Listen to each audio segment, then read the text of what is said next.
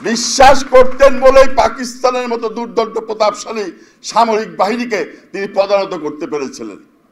তাদের কোনো ভ্রুকুটিকে ভয় পাননি, তাদের কোনো লাল চক্ষুকে তিনি দাম দেননি। তিনি যেটা বলেছেন তিনি সেটা করেছেন। যে কথাগুলি রেস করছে বলে গেছেন, এদেশের মানুষ সেই অক্ষর অক্ষর সেই কথাগুলি বাস্তবায়ন করেছে, আর সেই কথাটা রেখেছেন বঙ্গবন্ধু। স্বাধীনতা তিনি আমাদের এনে দিয়ে গেছেন। এই স্বাধীনতা এবং গণতন্ত্র এটা রাখার দায়িত্ব আমাদের। এই দেশটা আমাদের। যিনি সংবিধানের কমিটির চেয়ারম্যান ছিলেন এখানে বসা আছেন, যেখানে বঙ্গবন্ধুর নির্দেশে এটা লেখা হয়েছিল, এ দেশের মালিক এদেশের জনগণ। তারা তাদের ভোট অধিকার প্রয়োগের ভিতর দিয়ে এদেশের মানুষের মালিকানা প্রতিষ্ঠা করবে। তাদের নির্বাচিত প্রতিনিধিরা সরকার গঠন করবে, এবং যারা তাদের নির্বাচিত প্রতিনিধি হবেন তারা এদেশের প্রশাসনকে নির্দেশ দিবেন কিভাবে রাষ্ট্র পরিচালনা করতে হবে।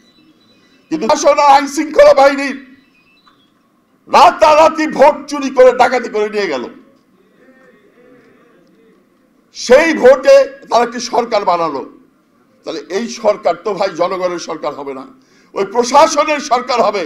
প্রশাসন ভিত্তিক কোন সরকার পৃথিবীর কোথাও টিকতে পারে নাই। যেরকম এরশাদ টিকতে পারে নাই, যেরকম আইয়ুব খান টিকতে পারে নাই, এরাও কোনোদিন টিকতে পারবে না। জনগণকে আজকে ঐক্যবদ্ধ হতে হবে। ডাক দিয়েছেন ডক্টর কামাল হোসেন, আসুন বঙ্গবন্ধু সুযোগ্য সহকর্মীর নেতৃত্বে আজকে যে দুর্বার গণ আন্দোলন গড়ে উঠেছে সেই আন্দোলনে আমরা সকলে শরিক হই। গণতন্ত্র পুনরুদ্ধার যেটা আমরা হারিয়েছি, ৭১ যেটা আমরা এনেছিলাম, সেটাকে আমরা আবার উদ্ধার করি, এই কামনা করে সকলকে আন্তরিক ধন্যবাদ জানিয়ে আমার বক্তব্য শেষ।